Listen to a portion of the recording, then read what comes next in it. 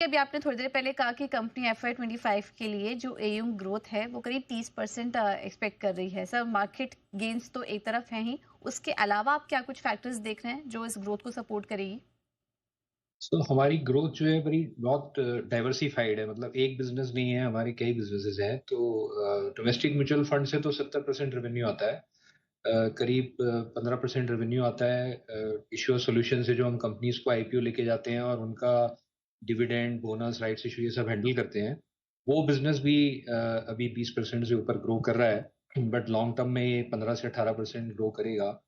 और जो हमारा इंटरनेशनल बिजनेस है वो बड़ा इंटरेस्टिंग है, जो अब बढ़ रहा है। अभी हमारे पास 66 क्लाइंट्स हैं जो Malaysia, Singapore, Hong Kong, Thailand, Canada, इन कंट्रीज में हैं। और हमारी कोशिश है कि इस 5-6% इंटरनेशनल रेवेन्यू बिजनेस को हम 12% करें अगले 3 से 5 साल में।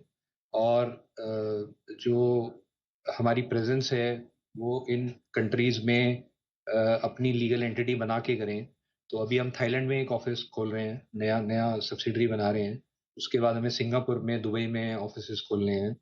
और हम कोशिश कर रहे हैं कि हम किसी कंपनी को एक्वायर भी अगर कर सकते हैं तो वो हमारा प्रोसेस जारी है पिछले 1-1.5 साल से, कि कोई अच्छी कंपनी मिले जिससे हमें 12-13 कंट्रीज में एक्सेस मिल जाए। और वहाँ हम फंड अकाउंटिंग का काम करें, फंड एडमिनिस्ट्रेशन का काम करें।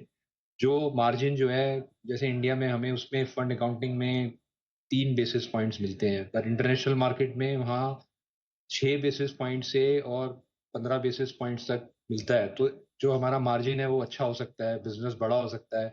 तो उसके ऊपर कंपनी का फोकस है कि हम जो काम भारत में अच्छा कर रहे हैं वो हम इंडिया से बाहर उसको कैसे ले जाएं।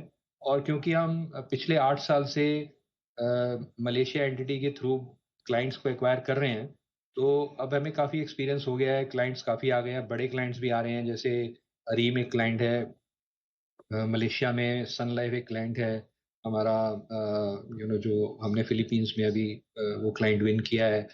तो ऐसे ऐसे बड़े बड़े क्लाइंट्स जो हैं अब आ रहे हैं, तो उससे बिजनेस जो है हमारा बढ़ेगा।